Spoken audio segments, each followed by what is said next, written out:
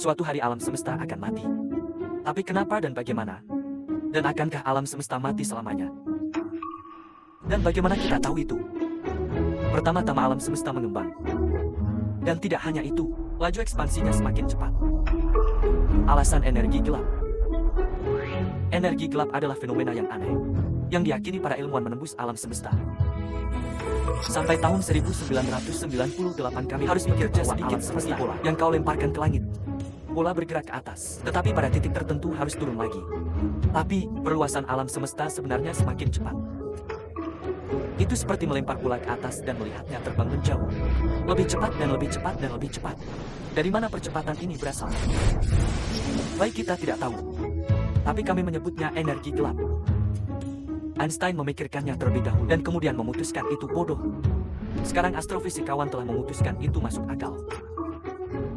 Masalahnya adalah ini semua sangat teoretis. Dan kami sebenarnya tidak tahu apa sifat-sifat energi gelap itu. Tapi ada berbagai teori. Dan mereka membawa kita ke 3 skenario. Untuk akhir alam semesta.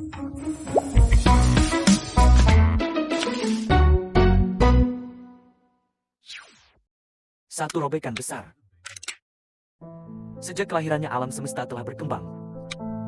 Untuk alasan yang tidak diketahui, ruang baru dibuat di mana-mana. Sama-sama ruang antar galaksi mengembang. Jadi mereka pindah terpisah. Ruang di dalam galaksi juga mengembang. Tapi di sini gravitasi cukup kuat untuk menjaga mereka tetap bersama. Dalam skenario rip besar, ekspansi dipercepat. Hingga titik di mana ruang mengembang sangat cepat, bahwa gravitasi tidak dapat mengimbangi efek ini lagi. Hasilnya adalah robekan besar pada awalnya. Hanya struktur besar seperti galaksi yang terkoyak. Karena ruang antara objek tunggal mengembang sangat cepat. Selanjutnya, tubuh besar seperti lubang hitam, bintang dan planet mati. Gravitasi mereka tidak cukup kuat untuk membuat mereka tetap. Jadi mereka larut menjadi komponen mereka. Pada akhirnya, ruang akan berkembang lebih cepat dari kecepatan cahaya. Atom sekarang akan terpengaruh, dan mereka hanya akan bubar. Begitu ruang mengembang lebih cepat dari cahaya, tidak ada partikel di alam semesta dapat berinteraksi dengan partikel lain lagi. Alam semesta akan larut menjadi tak terhitung jumlahnya partikel kesepian yang tidak akan bisa menyentuh apapun. Di alam semesta abadi yang aneh.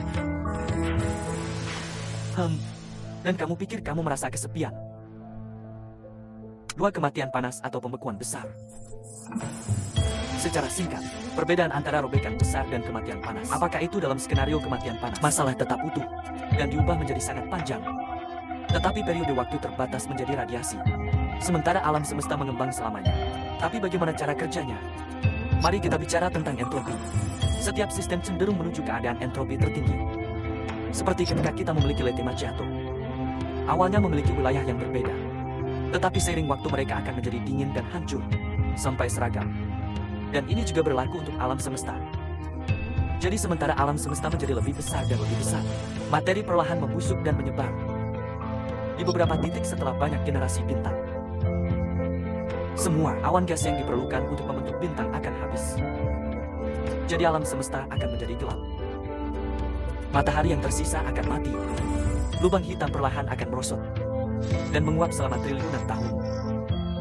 Karena apa yang dikenal sebagai radiasi Hawking. Ketika proses ini selesai, hanya gas encer, foton dan partikel cahaya yang tersisa. Sampai ini pun meluruh.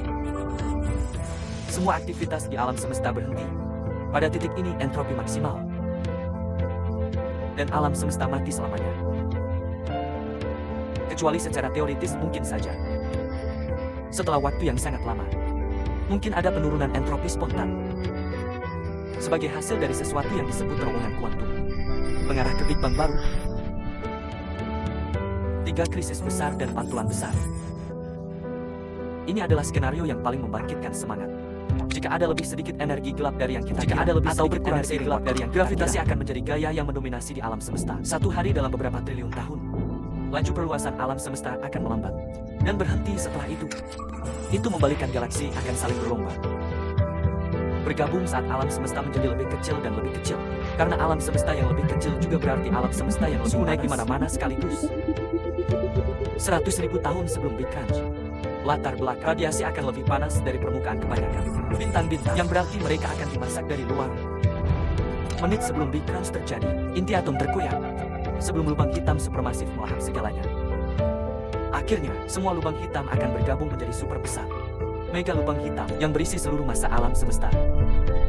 Dan di saat-saat terakhir sebelum Big Crunch, itu akan melahap alam semesta, termasuk dirinya sendiri. Teori bouncing besar menyatakan bahwa ini telah terjadi berkali-kali dan bahwa alam semesta melewati siklus ekspansi tak terbatas dan kontraksi dengan baik. Bukankah itu bagus? Jadi apa yang sebenarnya akan terjadi pada alam semesta pada akhirnya? Saat ini kematian panas tampaknya yang paling mungkin. Tapi kami di Koska berharap ini mati. Selamanya hal-hal salah. Dan alam semesta akan mulai berulang-ulang. Kami juga tidak tahu pasti. Jadi mari kita asumsikan teori yang paling membangkitkan semangat itu benar.